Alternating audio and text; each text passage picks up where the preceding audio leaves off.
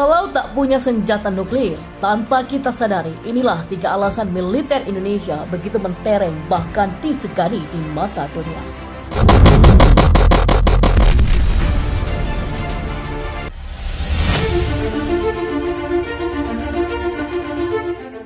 Saat ini Indonesia telah tumbuh menjadi negara yang disegani dunia, terlepas fakta bahwa pada masa lalu Indonesia adalah negara yang telah lama menanggung penderitaan akibat kolonialisme Barat. Sejak lepas dari zaman penjajahan, Indonesia memang sudah memperkuat otot-otot militernya, termasuk menggunakan kembali sisa-sisa senjata peninggalan Belanda pada invasi Belanda pasca merdeka. Namun hingga kini, Indonesia telah menjelma menjadi negara dengan kekuatan militer yang cukup besar, terbukti dari beberapa survei lembaga dunia. Dan menurut peringkat Global Firepower 2021, Indonesia merupakan militer paling kuat di Asia Tenggara. Total kekuatannya menempati peringkat yang pertama. Indonesia juga termasuk salah satu militer paling kuat di Asia dan menduduki peringkat ke-9 dari 45 negara Asia.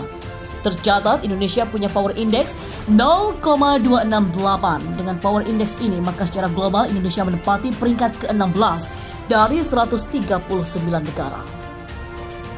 Total personel militer yang dimiliki Indonesia saat ini tercatat sebanyak 1.080.000, terdiri dari 400.000 personel aktif, 400.000 personel cadangan, dan 280 paramiliter. Di udara, total kekuatannya sebanyak 458, sebanyak 41 pesawat tempur dimiliki Indonesia. Selain itu, ada 38 pesawat serangan khusus, 64 pesawat angkutan, 17 pesawat misi khusus, 1 armada tanker, 188 helikopter, 15 helikopter serang, dan 109 pesawat latihan. Kemudian di darat ada 332 tank, 1430 kendaraan lapis baja, 153 artileri self-propelled, 366 artileri derek, dan 63 proyektor roket. Sedangkan di laut, militer Indonesia diperkuat dengan 5 kapal selam, 7 fregat, 24 korvet, 10 main warfare, dan 179 kapal patroli. Dan di sisi keuangan, Indonesia mengalokasikan setidaknya 9,2 miliar dolar Amerika Serikat untuk anggaran pertahanannya. Selain itu, ada 3 pencapaian mentereng yang membuat militer Indonesia amat disegani di dunia. Seperti beberapa info yang ditulis lewat medium.com, Komando Pasukan Khusus Indonesia atau Kopassus menempati urutan ketiga terbawah dari SAS Inggris dan Shayaret Matkal Israel. Sementara Amerika Serikat tak menempati urutan ketiga karena pasukan elit Amerika Serikat lebih mengandalkan teknologi daripada keterampilan individu dan kemampuan tentara. Berikut ini adalah 3 pencapaian mentereng pasukan Indonesia yang membuatnya disegani dunia. Yang pertama, tim elit ketiga dunia. Menurut Discovery Military edisi 2008, Kopassus masuk dalam jajaran 3 besar pasukan elit dunia karena mereka mampu mengalahkan pasukan elit dari beberapa negara lain yang terlalu bergantung pada teknologi canggih yang serba digital. Yang kedua, operasi militer pangkat kedua berhasil. Pasukan elit pada pertemuan di Wina, Austria, Kopassus menempati peringkat kedua dalam melakukan operasi militer strategis atau intelijen pergerakan infiltrasi aksi. Sedangkan urutan pertama adalah Amerika Serikat Delta Force yang saat itu 35 pasukan elit dari sejumlah negara di dunia unjuk gigi di ajang tersebut. Yang ketiga, mendapat kepercayaan PBB. TNI ditugaskan dalam misi menjaga perdamaian PBB yang ditempatkan di Mesir sejak pertama kali pada 8 Januari di tahun 57 di bawah Letkol Infantri Hartantio. Setelah itu, pasukan perdamaian di bawah kontingen Garuda atau Konga dikerahkan sebanyak 30 kali untuk menjaga perdamaian dunia. Sejumlah negara dari Eropa, Amerika Serikat, juga Asia mengagumi kehebatan TNI. Mereka tak segan memuji dan takjub akan kemampuan prajurit Indonesia seperti Komando Pasukan Khusus atau Kopassus yang merupakan pasukan elit TNI Angkatan Darat dan Komando Pasukan Katak atau Kopaska TNI Angkatan Laut.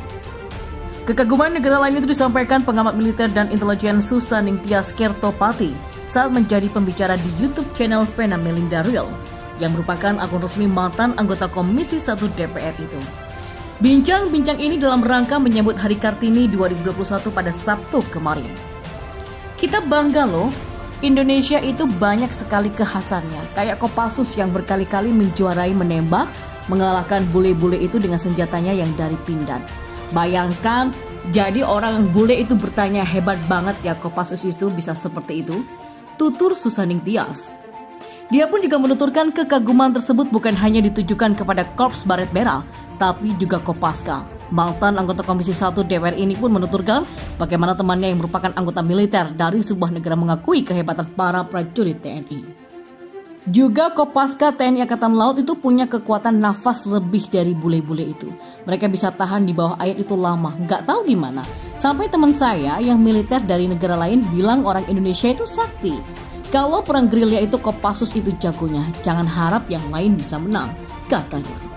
Perempuan yang akrab disapa dengan Nuning ini mengakui banyak negara-negara luar yang ingin mengetahui sistem pertahanan Indonesia, terlebih sistem pertahanan RI yang juga semakin maju.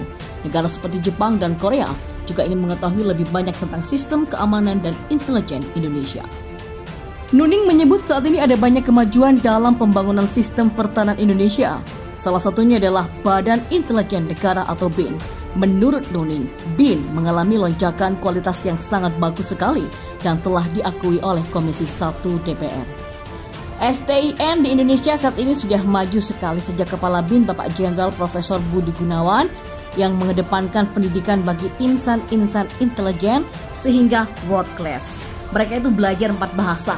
BIN itu punya lab bahasa, juga bela diri tarung derajat, karate, judo. Begitu juga dengan Universitas Pertahanan atau Unhan. Rektor Unhan Laksadia TNI Amarullah Octavian merupakan pendekar merah putih. Beliau itu mengedepankan bela diri merpati putih dan tarung derajat yang harus dimiliki mahasiswa-mahasiswi Unhan. Itu kan kearifan lokal, ujar Nuning.